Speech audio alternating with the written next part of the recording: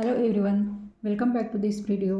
तर फ्रेंड्स, आपण जेव्हा केव्हाही इंग्लिश बोलण्याचा प्रयत्न करतो तेव्हा आपल्याला विचार करायला वेळ नसतो की वाक्याच्या शेवटी काय आले आहे आणि मग त्यानुसार आपण ते वाक्य इंग्लिशमध्ये बोलायचे. जसे की आपण साध्या वर्तमान काळात म्हणतो की त, ता, ती वगैरे अक्षर आले म्हणजे तो साधा वर्तमान काळ असतो, मग त्यानुसार आपण ते वाक्य त्या काळात बोलायचे. तर एवढा विचार करायला स्पोकन इंग्लिशमध्ये आपल्याला अजिबात वेळ नसतो. पण जर आपल्याला कोणत्या सिच्युएशनमध्ये कोणता काळ वापरायचा हे जर तुम्हाला माहिती असले तर तुम्ही लगेच अगदी तुमच्या मनात विचार येताबरोबर तुम्हाला वाक्य बोलायचे आहे, तर ते अगदी सिच्युएशन माहिती असली तर तुम्ही अगदी लगेच ते वाक्य इंग्लिशमध्ये बोलू शकता.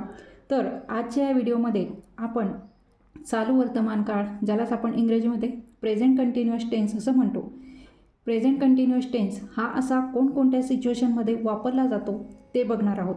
कारण अशा 4 सिच्युएशन्स आहेत की जेव्हा आपण प्रेझेंट कंटिन्युअस टेन्स म्हणजे चालू वर्तमान काळ हा वापरू शकतो.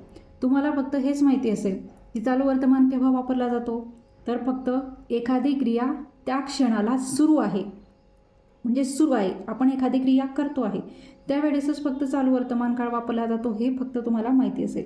पण आणखी अशा 3 सिच्युएशन्स आहेत की जेव्हा आपण चालू वर्तमान काळ हा वापरू शकतो.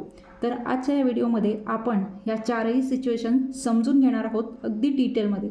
आणि तुम्हाला जर या सिच्युएशन समजून घ्यायच्या असेल तर तुम्ही हा व्हिडिओ शेवटपर्यंत नक्की बघा आणि जर व्हिडिओ आवडला तर व्हिडिओला नक्कीच लाईक करा. तर आता इथे बघा, पहिल्यांदा मी इथे लिहिलेलं आहे की प्रेझेंट, जे आपल्या सर्वांना माहिती आहे की वर्तमान काळामध्ये म्हणजेच आता जस्ट आता ती क्रिया चालू आहे. प्रेझेंटमध्ये आपण प्रेझेंट कंटिन्युअस टेन्सचा वापर हा करत असतो. इथे लिहिलेलंच आहे की happening right now at the time of speaking. आपण बोलतो आहे आणि तेव्हाच ती क्रिया सुरू आहे, तेव्हा आपण काय वापरत असतो, कोणता काळ वापरत असतो, प्रेझेंट कंटिन्युअस टेन्स. म्हणजेच फॉर एक्झाम्पल आता आहे बघा, मी बोलत आहे, शिकवते आहे, मी बोलते आहे, मग आपण अर्थातच इथे कोणता काळ वापरतो आहे, चालू वर्तमान काळ, प्रेझेंट कंटिन्युअस टेन्स वापरतो आहे. मग आता हे वाक्य तुम्ही इंग्रजीमध्ये कसं बोलला, तर सर्वात आधी तर आपण घेत असतो सब्जेक्ट, तो आहे मी, म्हणजेच इथे काय येणार आहे, आय. त्यानंतर आय नंतर आपण वर्तमान काळात चालू वर्तमान काळामध्ये एम ई चारपैकी योग्य सहाय्यकारी क्रियापद वापरत असतो. मग इथे आहेसाठी आपण इथे एम, आणि जे व्हर्ब असते, क्रियापद असते, ते आहे बोलणे, त्याला आपण काय लावत असतो, आयएनजी प्रत्यय लावत असतो. म्हणजेच इथे स्पीक, बोलण्यासाठी स्पीक वापरतो, म्हणजेच इथे येणार आहे आय एम स्पीकिंग.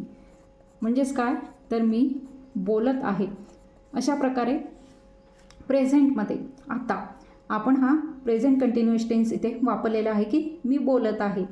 किंवा फॉर एक्झाम्पल अजून मी जेवत आहे. मग इथे सुद्धा तुम्ही जेवण करताय, अगदी जेवण करताय आणि त्याच वेळेला तुम्ही इंग्रजी वाक्य सांगताय, इंग्रजीतून सांगताय की मी जेवत आहे. मग हे वाक्य तुम्ही इंग्रजीतून कसं बोला, इथे सुद्धा मीसाठी आय, आय नंतर आहेसाठी इथे एम, आय एम जेवणे म्हणजेच इटिंग. इट हे जी क्रियापद आहे त्याला आयएनजी प्रत्यय लावायचा असतो चालू काळामध्ये, तो वर्तमान काळ असो, भूतकाळ असो किंवा भविष्यकाळ असो. आता इथे फक्त आपण वर्तमान काळाचाच विचार करणार आहोत. आय एम इटिंग म्हणजेच मी जेवत आहे, मी बोलत आहे, किंवा मी असं म्हणू शकते की मी शिकवत आहे, मी इंग्रजी शिकवत आहे, आय एम टीचिंग इंग्लिश असं मी म्हणू शकते. म्हणजे मी जी क्रिया करते आहे त्याविषयी मी तेच वाक्य बोलणार आहे, तेव्हा आपण कशाचा वापर करतो आहे, चालू वर्तमान काळाचा. आता नेक्स्ट बघा, मी जेवत आहे घेतला आपण आय एम इटिंग. आता इथे मी निगेटिव्हसुद्धा घेतलेलं आहे की मी जेवत नाही आहे, मी जेवत नाही आहे. मग आता हे वाक्य तुम्ही इंग्रजीतून कसं करणार, इथे सेम वाक्य येणार आहे, फक्त जे क्रियापद असते त्यानंतर आपण नॉटचा उपयोग हा करत असतो. म्हणजेच इथे कसं येणार आहे, आय एम नॉट इटिंग म्हणजे जेवत नाही आहे, आय एम नॉट इटिंग. बघा, म्हणजेच हे पॉझिटिव्ह सेंटेन्स झाले, त्याचबरोबर मी तुम्हाला इथे निगेटिव्ह सेंटेन्स पण सांगत आहे त्याच वाक्याचं. आय एम नॉट इटिंग, मी जेवत नाही आहे. त्यानंतर आता बघा, इथे तुम्हाला आणखी एक मी इंट्रोगेटिव्ह सेंटेन्स बनवून दाखवते, मी जेवत आहे का. बघा आता, मी जेवत आहे का म्हणजे हा एस नो टाईप किंवा त्याला वर्बल क्वेश्चनसुद्धा असं म्हणतात. मग आता हा क्वेश्चन कसा तयार करायचा, इथे काय करायचं असते तुम्हाला, इथे आय एम इटिंग, तर फक्त तुम्हाला काय करायचं असते, एम आय इटिंग, मी जेवत आहे का, म्हणजेच हेल्पिंग वर्ब आणि सब्जेक्ट यांची अदलाबदल तुम्हाला फक्त करायची असते, एम आय इटिंग. किंवा तुम्ही एम आय ईटिंग फूड असं सुद्धा म्हणू शकता. एम आय ईटिंग, मी जेवत आहे का. आता बघा, हे झालं एस नो टाईप. त्यानंतर आता तुम्ही असं सुद्धा बनवू शकता, मी का जेवत आहे. म्हणजेच डब्ल्यू एच टाईपचा क्वेश्चन इथे तयार झालेला आहे. का म्हणजे प्रश्नार्थक शब्द आला म्हणजेच तो डब्ल्यू एच टाईपचा प्रश्न असतो. मग कासाठी आपण इथे व्हाय. बघा, मी का जेवत आहे म्हणजे इथे हा प्रश्न कसा तयार होणार आहे, व्हाय एम आय ईटिंग. बघा, याचं स्ट्रक्चर कसं आलेलं आहे ते तुमच्या लक्षात आलेलंच असेल. आपण काय केलं, एम आय ईटिंग त्याच्या आधी फक्त प्रश्नार्थक शब्द इथे व्हाय, कासाठी वाय हा शब्द इथे प्रश्नार्थक शब्द तुम्ही वापरू शकता. वाय एम आय ईटिंग अशा प्रकारे, मी का जेवत आहे. बघा, अशा प्रकारे हे प्रेझेंट कंटिन्युअस टेन्समध्ये म्हणजे जस्ट जी क्रिया सुरू आहे किंवा ती घटना घडतच आहे त्यावेळेला तुम्ही प्रेझेंट कंटिन्युअस टेन्सचा वापर हा करू शकता. हे या तुम्हाला उदाहरणांवरून समजलं असेल. त्याचबरोबर मी तुम्हाला त्यांचे निगेटिव्ह करून दाखवले. Verbal question yes no type, त्यालाच एस नो टाईप क्वेश्चन म्हणतात, ते करून दाखवले. त्याचप्रमाणे तुम्हाला डब्ल्यू एच टाईप क्वेश्चनसुद्धा करून दाखवले. म्हणजेच हे तुम्हाला समजलं असेल आणि तुम्हाला आधीपासूनच हे माहिती असेल की एखादी क्रिया चालू आहे त्यावेळेला आपण जेव्हा ते सांगत असतो इंग्रजीमध्ये तेव्हा प्रेझेंट कंटिन्युअस टेन्स म्हणजे चालू वर्तमान काळाचा उपयोग हा केला जातो. आता दुसरी अशी कोणती सिच्युएशन आहे की जेव्हा आपण प्रेझेंट कंटिन्युअस टेन्सचा वापर करू शकतो, तर तो आहे फ्युचर. फ्युचर म्हणजेच काय की फ्युचरमधले भविष्यकाळामधले प्लॅन्स, योजना असतील तुमच्या, अरेंजमेंट असतील, फ्युचर प्लॅन्स जर असतील तुमचे ठरलेले, तर त्यावेळेससुद्धा तो जरी फ्युचर टेन्स असला तरी तुम्ही त्यावेळेस काय करू शकता, तर प्रेझेंट कंटिन्युअस टेन्स म्हणजे चालू वर्तमान काळाचा उपयोग हा करू शकता. हे लक्षात घ्यायचं. फ्युचर प्लॅन्स हे ठरलेले असतील, फिक्स असतील, तर त्यावेळेला. मग आता पण यावेळेस जेव्हा आपण तो फ्युचर टेन्सचं जे एखादं प्लॅन्स असेल तो जेव्हा आपण सांगत असतो तेव्हा त्या वाक्यांमध्ये टुडे किंवा टुमारो किंवा धिस वीक किंवा धिस इयर किंवा नेक्स्ट संडे अशा प्रकारचे शब्द हे आलेले असतात. हे लक्षात ठेवायचं. म्हणजे कार तुम्ही इथे फ्युचर टेन्स जरी असला पण प्लॅन्स फिक्स असले तर त्यावेळेला तुम्ही कोणत्या काळाचा उपयोग करायचा असतो की प्रेझेंट कंटिन्युअस टेन्सचा. तर त्यासाठी बघा, इथे मी एक्झाम्पल घेतलेलं आहे. ती या आठवड्यात तिच्या मैत्रिणीला भेटायला येत आहे. बघा, म्हणजेच काय, इथे फिक्स आहे की या आठवड्यात, म्हणजेच काय, दिस वीक, या आठवड्यात ती तिच्या मैत्रिणीला भेटायला येत आहे. म्हणजेच हा अर्थातच तुम्हाला याच्यातून काय दिसत असेल, हा फ्युचर टेन्स आहे. पण फ्युचर असलं तरी हा फ्युचर प्लॅन आहे, फिक्स प्लॅन आहे. त्यामुळे इथे तुम्ही कोणत्या टेन्सचा वापर करू शकता, तर प्रेझेंट कंटिन्युअस टेन्सचा. मग आता हे वाक्य इंग्रजीमध्ये तुम्ही कसं तयार केला. आता इथे सब्जेक्ट अर्थातच ती आहे, त्यासाठी आपण इथे वापरणार आहोत शी. शी नंतर आपण आहेसाठी इथे हेल्पिंग वर्ब वापरणार आहोत इज. त्यानंतर आता इथे आपल्याला वर्बला ऐंजी प्रत्यय लावायचा असतो चालू काळामध्ये. मग आता इथे भेटायला येत आहे किंवा भेटणे किंवा भेटायला येणे ते व्हिजिट हा शब्द इथे आपण वापरणार आहोत. त्याचं ऐंजी प्रत्यय असलेलं रूप आपण इथे घेणार आहोत व्हिजिटिंग. सी इज व्हिजिटिंग, ती भेटायला येत आहे. कोणाला, तिच्या मैत्रिणीला. ऑब्जेक्ट असलं तर तुम्हाला ऑब्जेक्ट इथे घ्यायचं आहे, नसलं तर नाही घ्यायचं. तिच्या मैत्रिणीला म्हणजेच इथे येणार आहे हर फ्रेंड. बघा, she is visiting her friend. आता ती तिच्या मैत्रिणीला भेटायला येत आहे, पण हे जास्त महत्त्वाचं आहे. केव्हा येणार आहे, या आठवड्यात, म्हणजेच काय, तर धिस वीक. बघा, म्हणजे तुम्हाला दिसेल की हे वाक्य कोणत्या टेन्समधलं आहे, फ्युचर टेन्समधलं आहे. परंतु फ्युचर प्लॅन्स हे फिक्स आहेत, अरेंजमेंट केलेले आहे. त्यामुळे या फ्युचरसाठी सुद्धा तुम्ही प्रेझेंट कंटिन्युअस टेन्सचा वापरू शकता. त्याचप्रमाणे मी इथे अजून एक एक्झाम्पल घेतलेलं आहे. बघा, मी आज संध्याकाळी क्रिकेट खेळत आहे. बघा, म्हणजे आज संध्याकाळी क्रिकेट खेळण्याचा प्लॅन फिक्स आहे. आता क्रिकेट खेळत आहे किंवा खेळणार आहे, म्हणजे यातून तुम्हाला काय वाटेल की हे तर कोणतं वाक्य आहे, फ्युचर टेन्समधलं वाक्य आहे. पण हे जरी फ्युचर टेन्समधलं वाक्य असलं तरी इथे फिक्स प्लॅन दिलेला आहे की आज संध्याकाळी, हे महत्त्वाचं आहे, आज संध्याकाळी खेळणार आहे. मग अशा वेळेससुद्धा तुम्ही काय वापरायचं आहे, वापरू शकता काय, तर प्रेझेंट कंटिन्युअस टेन्स. मग आता हे सेंटेन्स इंग्रजीत असं येणार आहे. मीसाठी तुम्ही आय वापरणार आहात. नंतर आय नंतर तर नेहमी एमच येते. इथे काय वापरणार आहोत आपण, मग आय एम. नंतर खेळत, क्रियापदाला ING प्रत्यय लावायचा आहे. खेळण्यासाठी प्ले, मग त्यासाठी आपण इथे घेणार आहोत playing. I am playing. Object आहे क्रिकेट, म्हणून आपण इथे घेणार आहोत cricket. I am playing cricket. Me cricket खेळत आहे, पण केव्हा? आज संध्याकाळी, म्हणून आपण इथे घेणार आहोत धिस इव्हिनिंग. धिस इव्हिनिंग म्हणजेच आज संध्याकाळी. मी आज संध्याकाळी क्रिकेट खेळत आहे. म्हणजेच तुम्हाला हे मराठी वाक्य कोणत्या काळातलं वाटलं असेल? भविष्यकाळातलं वापरलं आहे वाटत असेल, परंतु इथे काय दिलेलं आहे? प्लॅन दिलेला आहे किंवा फिक्स प्लॅन आहे किंवा अरेंजमेंट आहे. त्यामुळे तुम्ही इथे कोणता काळ वापरू शकता? तर present continuous tense. I am play cricket this evening. अशा प्रकारे बघा, दोन सिच्युएशन. एक सिच्युएशन तुम्हाला ऑलरेडी माहितीच असेल की एखादी घटना घडते आहे आणि ती सांगताना आपण प्रेझेंट कंटिन्युअस टेन्स, त्याचप्रमाणे फ्युचर टेन्ससाठी सुद्धा फिक्स जर प्लॅन असेल, फ्युचर प्लॅन्स असतील, अरेंजमेंट असतील, तर त्यावेळेला सुद्धा तुम्ही ही प्रेझेंट कंटिन्युअस टेन्स वापरू शकता. त्यानंतर बघा, तिसरी सिच्युएशन आहे happens again and again. Something happens again and again म्हणजे काहीतरी पुन्हा पुन्हा जर घडत असेल. अगेन अँड अगेन म्हणजेच काय? पुन्हा पुन्हा. आणि हॅपन म्हणजेच काय? घडणे. म्हणजेच एखादी गोष्ट जर पुन्हा पुन्हा घडत असली आणि तुम्हाला ती सांगायची आहे, तर त्यावेळेससुद्धा तुम्ही प्रेझेंट कंटिन्युअस टेन्स म्हणजेच काय? तर चालू वर्तमान काळाचा उपयोग हा करू शकता किंवा केला जातो.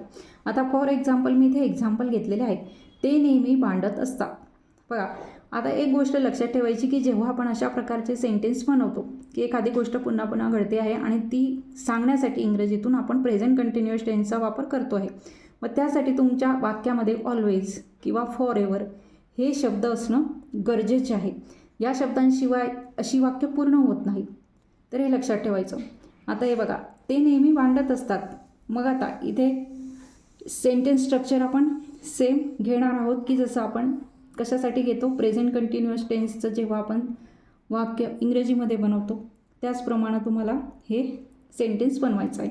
आता इथे तेसाठी आपण इथे घेणार आहोत दे, आणि हे प्लुरल आहे, अनेकवचनी, त्यामुळे आपण इथे आर घेणार आहोत. They are. मग त्यानंतर आपल्याला काय घ्यायचं आहे? क्रियापद. क्रियापद आहे भांडत, म्हणजेच मूळ क्रियापद भांडणे आहे, म्हणजेच त्याला आपण क्वारल असं म्हणतो इंग्रजीमध्ये. त्याला आपण काय लावत असतो? चालू काळामध्ये क्वारलिंग, ING प्रत्यय लावत असतो. पण त्याआधी आपल्याला इथे काय लिहायचं आहे? They are. नेहमीसाठी ऑलवेज. ऑलवेज म्हणजेच काय? तर नेहमी. They are always. आणि भांडणे, मग त्यासाठी आपण मी सांगितलं तुम्हाला काय घ्यायचं आहे?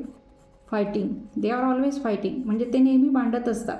बघा, आता तुम्हाला वाटेल की ते नेहमी भांडत असतात, हे करत असतात. ही जी गोष्ट आहे नेहमी नेहमी वारंवार घडणारी घटना आहे किंवा गोष्ट आहे, म्हणून आपण या ठिकाणी कशाचा वापर केलेला आहे? तर प्रेझेंट कंटिन्युअस टेन्स म्हणजेच चालू वर्तमान काळाचा आपण इथे सुद्धा वापर केलेला आहे की अशी सिच्युएशन असली तेव्हासुद्धा तुम्ही हा काळ वापरू शकता. आता इथे बघा, नेक्स्ट, ते बाळ नेहमी रडत असते. बघा, बाळ हे नेहमीच रडत असते. मग आता इथे सुद्धा तुम्ही कोणता काळ वापरू शकता? तर प्रेझेंट कंटिन्युअस टेन्स. आता इथे सुद्धा स्ट्रक्चर सेम असणार आहे प्रेझेंट कंटिन्युअसचं. आता इथे ते, त्यासाठी दॅट बेबी ह्या करता झाला. That baby. त्यानंतर आपल्याला काय घ्यायचं आहे? एकवचनी आहे म्हणून आपण इथे इज घेणार आहोत. That baby is. आणि हा शब्द महत्त्वाचा आहे नेहमी, त्यासाठी आपल्याला वापरायचा आहे always. That baby is always. आणि आता क्रियापद बघायचं. क्रियापद आहे रडत, म्हणजेच रडणे, क्राय. मग क्रायला आपल्याला ING प्रत्यय लावावा लागणार आहे, कारण कंटिन्युअस टेन्स आपल्याला इथे दाखवायचं आहे. That baby is always crying. ते बाळ नेहमी रडत असतं. बघा, तुमच्या लक्षात आलं असेल या एक्झाम्पलवरून की ज्या गोष्टी सतत पुन्हा पुन्हा घडत असतात त्यावेळेससुद्धा तुम्ही प्रेझेंट कंटिन्युअस टेन्सचा वापर करू शकता. पण त्यासाठी ऑलवेज किंवा फॉर एव्हर हे शब्द फार महत्त्वाचे आहेत, त्याशिवाय हे सेंटेन्स पूर्ण होऊ शकत नाही, हे लक्षात ठेवायचं. आता नेक्स्ट बघा, नेक्स्ट सिच्युएशन बघा, कोणत्या सिच्युएशनमध्ये तुम्ही वापरू शकता? For temporary actions. अशा ॲक्शन्स किंवा अशा क्रिया की ज्या टेम्पररी असतात. आता फॉर एक्झाम्पल इथे मी जे एक्झाम्पल दिलेलं आहे, आता टेम्पररी ॲक्शन म्हणजे कशा? की एखादी क्रिया किंवा एखादी ॲक्शन ही पास्टमध्ये सुरू झालेली आहे आणि आत्तासुद्धा सुरू आहे आणि ते कदाचित फ्युचरमध्ये सुद्धा सुरू असेल, परंतु ती कायमस्वरूपी सुरू असणार नाही. तर ती पास्टमध्ये सुरू झालेली आहे, प्रेझेंटमध्ये सुरू आहे किंवा कदाचित फ्युचरमध्ये सुद्धा सुरू असेल, पण ती फ्युचरमध्ये मग परत कंटिन्यू सुरू नसणार आहे हे लक्षात ठेवायचं. म्हणजेच ती टेम्पररी असेल. मग तेव्हासुद्धा काय वापरतात तर प्रेझेंट कंटिन्युअस टेन्सचा वापरला जातो, म्हणजेच चालू वर्तमान काळ वापरला जातो. आता मी इथे एक्झाम्पल घेतलेलं आहे, त्यावरून तुमच्या लक्षात येईल. किंवा मी इंग्रजी शिकत आहे. बघा आता मी इंग्रजी शिकत आहे म्हणजे तुम्ही मागील 6 महिन्यापासून म्हणजेच पास्ट झालं इंग्रजी शिकत असाल. आता प्रेझेंटमध्ये सुद्धा तुम्ही इंग्रजी शिकतच आहात आणि त्यानंतर फ्युचरमध्ये अजून काही दिवस तुम्ही इंग्रजी शिकाल. म्हणजेच ही ॲक्शन कशी झाली तुमची? टेम्पररी झाली. ती पूर्ण आयुष्यभर चालणारी ॲक्शन आहे का? तर नाही. पास्टमध्ये चालू झालेली आहे, त्यानंतर प्रेझेंटमध्ये सुद्धा सुरू आहे आणि कदाचित फ्युचरमध्ये सुद्धा थोडे दिवस काही चालू असेल. तर अशा प्रकारच्या जर ॲक्शन असतील पण त्या टेम्पररी असतील तर अशा वेळेससुद्धा तुम्ही प्रेझेंट कंटिन्युअस टेन्स म्हणजेच चालू वर्तमान काळाचा उपयोग करू शकता. मग आता हे सेंटेन्स आपण इंग्रजीमध्ये ट्रान्सलेट करू. हे सोपं आहे. मी इंग्रजी शिकत आहे म्हणजेच काय? मीसाठी आय नंतर एम वापरतो आहेसाठी आय एम. आता क्रियापद बघायचं, शिकणे म्हणजेच लर्न, त्याला ING प्रत्यय लावायचा, learning, LEARNING, I am learning. त्यानंतर ऑब्जेक्ट इंग्रजी आहे म्हणून आपण तो शेवटी घेणार आहे, आय एम लर्निंग इंग्लिश. बघा आता याचा अर्थ असं होत नाही की मी आताच सध्याच्या घडीला राईट नाव इंग्रजी शिकत आहे. याचा अर्थ असा सुद्धा होऊ शकतो. पण जर तुम्ही मागील काही दिवसापासून शिकत असाल, आतासुद्धा शिकत आहात आणि पुढेसुद्धा शिकणार आहात थोडे दिवस, तेव्हासुद्धा तुम्ही आय एम लर्निंग इंग्लिश असं वाक्य इंग्रजीमध्ये बनवू शकता. आता नेक्स्ट बघा, तो इतिहासाचा अभ्यास करत आहे. बघा काही व्यक्ती असतात की जे इतिहासाचा अभ्यास करत असतात किंवा काही विषय असतात त्यांचा अभ्यास करत असतात. मग आता ही क्रियासुद्धा कशी आहे? टेम्पररी आहे. मागील काही दिवसांपासून तो करत असेल, आता करत असेल आणि थोडे दिवस पुढेसुद्धा करू शकेल किंवा करेल. मग आता तो कायमस्वरूपी करणार आहे का इतिहासाचा अभ्यास? नाही. तर अशा प्रकारच्या ज्या टेम्पररी ॲक्शन असतात अशा वेळेससुद्धा तुम्ही मग काय वापरू शकता तर प्रेझेंट कंटिन्युअस टेन्स, हे लक्षात ठेवायचं. आता हे वाक्य आपण इंग्रजीमध्ये करू. आता इथे तोसाठी आपण वापरू ही, नंतर इज, एकवचनी करता आहे म्हणून आहेसाठी इज, ही इज. आणि अभ्यास त्याचा स्टडी वापरतो, मग त्याचा ING प्रत्यय आपल्याला घ्यावा लागेल चालू काळ असल्यामुळे, म्हणून आपण studying, he is studying history. बघा अशा प्रकारचे जेव्हा सेंटेन्स असतात, टेम्पररी ॲक्शन्स असतात त्या, तर अशा वेळेससुद्धा तुम्ही प्रेझेंट कंटिन्युअस टेन्सचा उपयोग करू शकता. बघा आजपर्यंत तुम्ही फक्त एवढं शिकलेलं असाल की प्रेझेंट कंटिन्युअस टेन्सचा उपयोग केव्हा केला जातो, तर एखादी क्रिया त्या क्षणाला चालू आहे आणि ती जेव्हा आपल्याला सांगायची असते की मी हे करत आहे, मी ते करत आहे किंवा तो ही गोष्ट करत आहे त्या क्षणाला, तर तेव्हा तुम्ही प्रेझेंट कंटिन्युअस टेन्सचा वापर करतात, एवढंच तुम्हाला माहिती असेल. पण अशा आणखी या 3 सिच्युएशन्स आहेत की तेव्हासुद्धा तुम्ही प्रेझेंट कंटिन्युअस टेन्स म्हणजे चालू वर्तमान काळाचा उपयोग करू शकतात. तर मला असं वाटतं की हे तुमच्या संपूर्णपणे लक्षात आलं असेल की अशा कोणत्या सिच्युएशन्स आहेत की तुम्ही प्रेझेंट कंटिन्युअस टेन्स वापरू शकता. आता इथे बघा मी एक शेवटचं सेंटेन्स लिहिलेलं आहे, लास्ट सेंटेन्स मराठीतून. मी हा व्हिडिओ बघत आहे. आता अर्थातच तुम्ही जर हा व्हिडिओ बघत असाल तर शेवटचं वाक्य हे तुमच्यासाठी आहे की मी हा व्हिडिओ बघत आहे. तर हे जे वाक्य आहे ते तुम्ही इंग्रजीमध्ये ट्रान्सलेट करायचं आहे. अर्थातच हे चालू वर्तमान काळातलंच वाक्य आहे कारण तुम्ही तेव्हा तो व्हिडिओ बघत असाल. म्हणजेच हे वाक्य तुम्हाला माहिती असेल स्ट्रक्चर मी वरती तोंडी सांगितलेलं आहे, ओरली सांगितलेलं आहे, त्यानुसार हे जे वाक्य आहे हे वाक्य तुम्ही इंग्रजीमध्ये ट्रान्सलेट करायचं आहे. आणि हा व्हिडिओ तुम्ही कोणत्या भागातून बघत आहात ते सुद्धा कमेंटमध्ये नक्की सांगा. तर आजचा हा माझा व्हिडिओ तुम्ही बघितलाच असेल तर तो तुम्हाला कसा वाटला ते कमेंट करून नक्की सांगा. आणि व्हिडिओ जर आवडला असेल तर व्हिडिओला नक्कीच लाईक करा. थँक्यू.